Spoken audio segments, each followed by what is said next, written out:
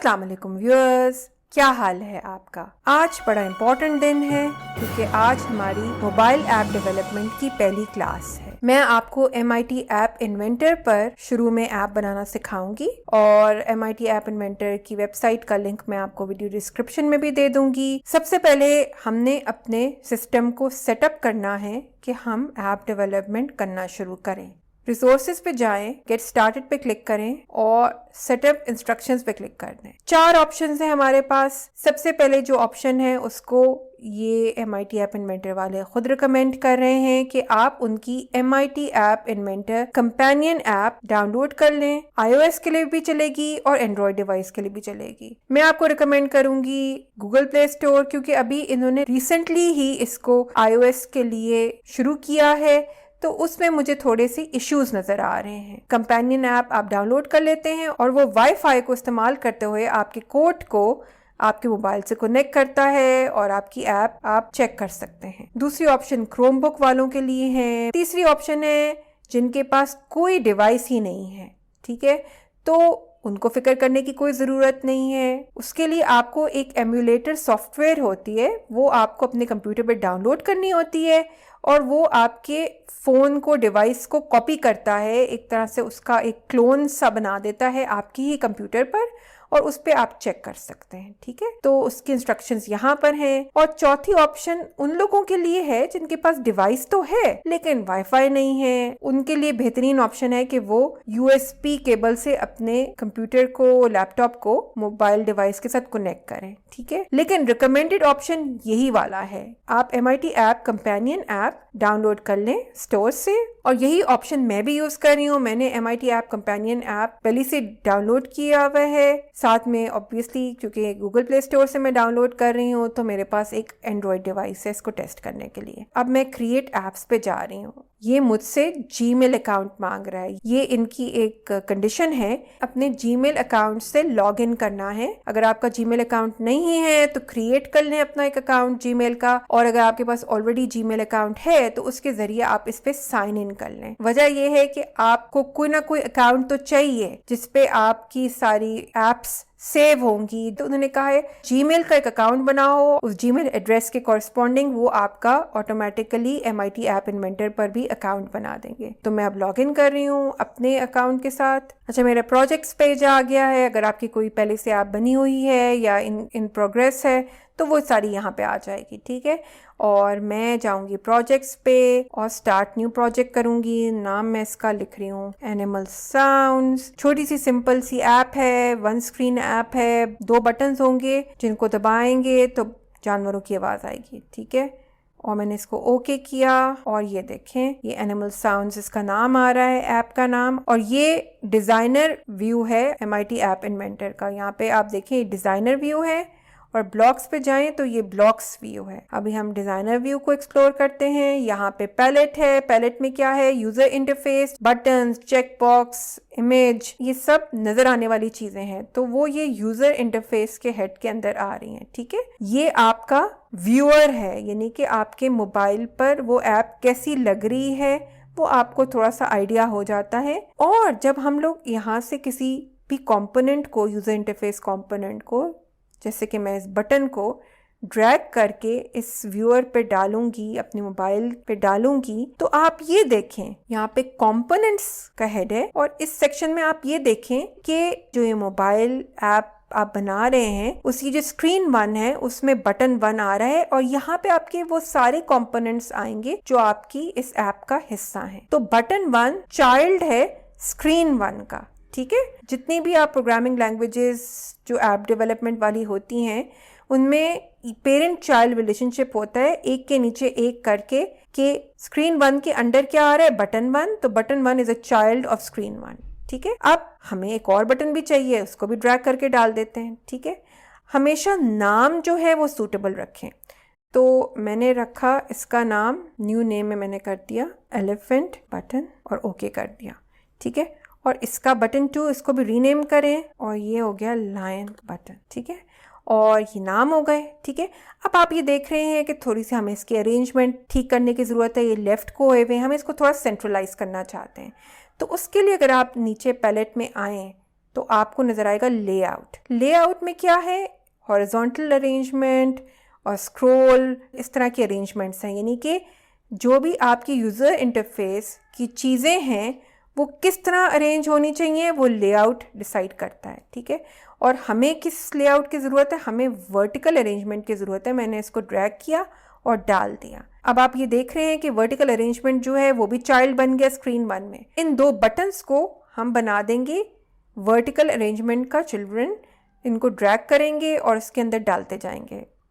अब ये देखें, पेरेंट चाइल्ड रिलेशनशिप, स्क्रीन 1 का चाइल्ड है वर्टिकल अरेंजमेंट और उसके 2 चिल्ड्रन है लाइन बटन और एलिफेंट बटन। समझ में आ रहा है। अब आप एक और इम्पॉर्टेंट चीज देखें कि हर कंपोनेंट की प्रॉपर्टीज होती हैं। स्क्रीन 1 की अपनी प्रॉपर्टीज हैं, आप टाइटल चेंज कर सकते हैं, जैसे कि मैं इसको एनिमल साउंड्स कर देती हूँ, ठीक है। तो ये देखें, ये एनिमल साउंड्स हो गया, यानी मैंने स्क्रीन की प्रॉपर्टी को चेंज कर दिया। और वर्टिकल अरेंजमेंट को मैं चाह रही हूँ कि ये फैल कर पूरी जगह ले लें, फिर हम इसको सेंट्रलाइज कर सकेंगे इन बटन्स को। तो इसकी पूरी स्क्रीन की चौड़ाई लेने के लिए हम अगर वर्टिकल अरेंजमेंट पे क्लिक करें तो आप ये देखें यहाँ पे विड्थ की ऑप्शन आ रही है। विड्थ पे मैं अगर क्लिक करूँ तो यहाँ पे मेरे पास ऑप्शंस हैं जो कि मैं इसको बता सकती हूँ कि ये फिल पेरेंट करता है, यानी पूरी चौड़ाई ले ले स्क्रीन 1 की। पेरेंट इसका स्क्रीन 1 है ना, तो उसकी ले ले, या फिर मैं इसको पिक्सल्स और परसेंटेज में भी बता सकती हूँ, ठीक है। तो हमने इसको फिल पेरेंट किया, ओके किया। आप ये देखें कि ये पूरे उसके ऊपर आना शुरू हो गया। अब हम लोग वर्टिकल अरेंजमेंट ही की प्रॉपर्टीज में कहेंगे कि सेंटर पे हो जाओ। अलाइन हॉरिजॉन्टल को हमने सेंटर कर दिया कि इसमें जो भी चीजें हैं वो सेंटर में आ जाए। वर्टिकल इसको कहते हैं, हॉरिजॉन्टल एक्सिस इसको कहते हैं। तो हॉरिजॉन्टली सेंटर में हो जाए। तो ये देखिए दोनों बटन सेंटर में हो गए। अब हमने इसको कोई क्यूट सा इमेज देना है, वो मैंने पहले से डाउनलोड करके रखे हुए हैं। हमें जानवरों की शक्लें भी चाहिए और उनकी आवाज़ें भी चाहिए, ठीक है ना, साउंड्स भी चाहिए। तो मैंने ये डाउनलोड करके रखे हुए हैं, उन सब का लिंक भी मैं आपको बता दूंगी कि मैंने कहाँ से लिए। आप एक वक्त में भी इसको अपलोड कर सकते हैं, या फिर आप लाइन बटन पे जाएं और यहाँ पे जाएं, इमेज पे क्लिक करें तो यहाँ से भी अपलोड कर सकते हैं कि आपने लाइन बटन के ऊपर कौन सा इमेज लगाना है। तो हम पहला वाला जो है ना वो अपलोड यहाँ से करके देख लेते हैं, ठीक है। तो मैंने चूज फाइल किया, ऐसे लाइन फेस को मैंने ओके किया और ये देखिए लाइन का फेस आ गया, ठीक है ना। अच्छा, इस पे देखें ये थोड़ा सा टेक्स्ट लिखा हुआ आ रहा है। तो अगर आप बटन ही की प्रॉपर्टीज पे देखें तो मैं उसका टेक्स्ट जो है यहाँ से इसको गायब भी कर सकती हूँ, ठीक है। तो ये मैंने इसको गायब कर दिया, तो यहाँ से इसका टेक्स्ट गायब हो गया। मैं बटन को इनविजिबल भी कर सकती हूँ, ये देखिए बटन गायब हो गया। और मैं बटन के साथ और क्या कर सकती हूँ, मैं इसको इनेबल को डिसेबल कर दूँ तो ये बटन दब नहीं पाएगा, ठीक है, ठीक है। ये लाइन बटन हो गया। अब आप ये देखें, आप सारी जो मीडिया फाइल्स जिनकी आपको ज़रूरत है आप एक ही वक्त में अपनी ऐप की अपलोड कर सकते हैं। तो मुझे किसकी ज़रूरत है, एलिफेंट फेस की, और मुझे किसकी ज़रूरत है, मुझे 2 साउंड्स की ज़रूरत है, जो लाइन की साउंड है और एलिफेंट की साउंड्स है, ठीक है। तो ये मेरी सारी जो चीज़ें मुझे बाहर की ज़रूरत है ना वो मैंने इस पर ऐप का हिस्सा बना दी। अब मैं इनको ज़रूरत के वक्त इस्तेमाल कर सकती हूँ। तो मैंने देखें ये दूसरे बटन पे गई मैं और मैं उसकी प्रॉपर्टीज़ में आई और मैंने यहाँ पे इमेज पे क्लिक किया तो मेरे पास वो जो मीडिया पे अपलोड हुई हुई हैं वो मेरे पास आ गई ऑप्शंस। साउंड फाइल्स को तो मैं नहीं इस्तेमाल करूँगी ना इमेज के तौर पे, तो मैं यहाँ पे सिर्फ एलिफेंट फेस को चूज़ करूँगी और ओके करूँगी और मेरा एलिफेंट फेस आ गया और उसका भी टेक्स्ट हटा दूँगी उसकी प्रॉपर्टीज़ में से। अब ब्लॉक्स में आए और यहाँ पे अब आपने कोड लिखना है, जैसे हम स्क्रैच में करते थे ना, तो यहाँ पे बिल्ट इन ब्लॉक्स हैं और इन सबको भी हम एक्सप्लोर करेंगे। लेकिन अभी हमें सिर्फ बटन क्लिक के जो इवेंट्स है ना उनकी ज़रूरत है। हमारी जो हमने ऐप बनाई है स्क्रीन 1, उसमें एक वर्टिकल अरेंजमेंट है और उसके जो 2 बटन है वो यहाँ पे हमें नज़र आ रहे हैं। आप जब लाइन बटन पे क्लिक करेंगे तो आपको वो सारे ब्लॉक्स नज़र आएंगे जिनको इस्तेमाल करके आप अपनी ऐप बना सकते हैं। तो सिंपल सा है कि when line button dot click, यानी जब वो क्लिक होता है तो उसकी हमें ज़रूरत है, ठीक है। और इसी तरह से एलिफेंट बटन में भी हमें इसी की ज़रूरत है कि जब वो क्लिक होता है तो डू समथिंग। तो ये हमारा थोड़ा सा कोड आ गया यहाँ पे। अब मैं आपको एक बहुत ज़रूरी चीज़ दिखा रही हूँ। मीडिया में जाएं और आप ये देखें कि आपके पास यहाँ पे वो कंपोनेंट्स आ रहे हैं जो मीडिया से रिलेटेड हैं। तो हमें साउंड की ज़रूरत है और हमें 2 साउंड्स की ज़रूरत है, तो उनको आप ड्रैग करें 2 साउंड्स मैंने ड्रैग कर दिया। आप ये देखें नॉन विजिबल कंपोनेंट्स कौन से हैं, साउंड 1 साउंड 2। जैसे कि मैंने आपको पहले बताया है कि नाम उनका सही कर दें। साउंड 1 को हम रीनेम कर रहे हैं लायन साउंड और साउंड 2 को हम रीनेम कर रहे हैं एलिफेंट साउंड। अब इस लायन साउंड को कैसे पता चले कि इसने इस लायन साउंड के साथ लिंक होना है, ठीक है। ये वो नॉन विजिबल कंपोनेंट है, ठीक है, और ये वो MP3 फाइल है। तो हम उस नॉन विजिबल कंपोनेंट यानी साउंड को ये बताते हैं कि तुम्हारी सोर्स जो है वो लाइन साउंड .mp3 है, ठीक है। एलिफेंट साउंड को बताते हैं कि तुम्हारी जो सोर्स है वो एलिफेंट साउंड MP3 है, यानी उसकी प्रॉपर्टीज़ में हर एक साउंड कंपोनेंट की प्रॉपर्टीज़ में जाके हमने सोर्स बतानी है, ठीक है। मैंने इसको चूज़ किया और ओके कर दिया। सिंपल है ना, कोई मुश्किल बात तो नहीं है ना इसमें। अच्छा, अब साउंड्स लिंक हो गई हैं। अब दोबारा से कोड पे आ जाएं। कोड पे ये करना है कि when line button is clicked क्या करो। अब आप ये देखें कि यहाँ पे वो साउंड वाले 2 कंपोनेंट्स भी ऐड हो गए हैं। तो when line button is clicked तो लाइन साउंड को क्या होना चाहिए, उसको प्ले होना चाहिए। तो ये ब्लॉक पहले से मौजूद है। अगर आप ये देखें इस पे हेल्पर टेक्स्ट भी आ रहा है, place the sound specified by the source property. आपको याद है कि हमने सोर्स प्रॉपर्टी जो साउंड की थी, लाइन साउंड की, उसको हमने सेट कर दिया था लाइन साउंड MP3 को, ठीक है। तो MP3 फाइल को ये लिंक हुई हुई है, सेटअप हुई हुई है, हमने सिर्फ इसको प्ले करना है, ठीक है।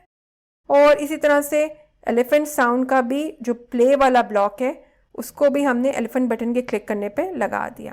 कितनी क्यूट सी बच्चों की ऐप ये तैयार है। आप इस ऐप को आराम से टेस्ट कर सकते हैं अपने मोबाइल डिवाइस पर, और आप कनेक्ट पे जाएं। इसमें वो क्रोमबुक वाली नहीं है, लेकिन बाकी 3 ऑप्शंस मौजूद हैं कि कंपेनियन ऐप आपने अगर इंस्टॉल करी हुई है गूगल प्ले स्टोर से या फिर ऐप स्टोर से, उसको इस्तेमाल कर सकते हैं। एमुलेटर अगर इंस्टॉल किया हुआ है, अगर आपके पास मोबाइल डिवाइस नहीं है तो इसको आप इस्तेमाल कर सकते हैं।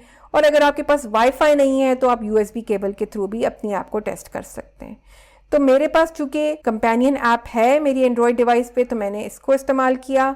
और ये देखें, ये कनेक्ट टू कंपेनियन लिखा हुआ है और ये QR कोड आ रहा है। जब मैं अपने मोबाइल पर MIT app inventor companion app को खोलूंगी तो वो मुझसे पूछेगा कि आपने स्कैन करना है QR कोड, तो उस बटन दबा दूंगी वो वाला, और फिर वो मुझसे ये QR कोड मांगेगा, ठीक है। तो वो कैमरा उसका खुल जाएगा। मैंने सिर्फ अपने मोबाइल के कैमरे को इसकी तरफ पॉइंट करना है और ये फ़ौरन आपकी ऐप का जो कोड है ना वो मोबाइल पर चला जाएगा और इस तरह से आपकी ऐप चेक हो जाएगी, ठीक है।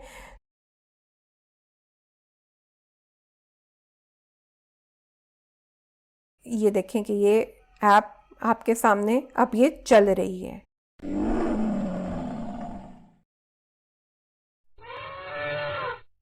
खुश हो गए आपकी ये कितनी क्यूट सी एक ऐप बन गई है और कितना थोड़ा सा कोड हमने लिखा। उम्मीद है कि आपको मेरी ये क्लास समझ में आई होगी।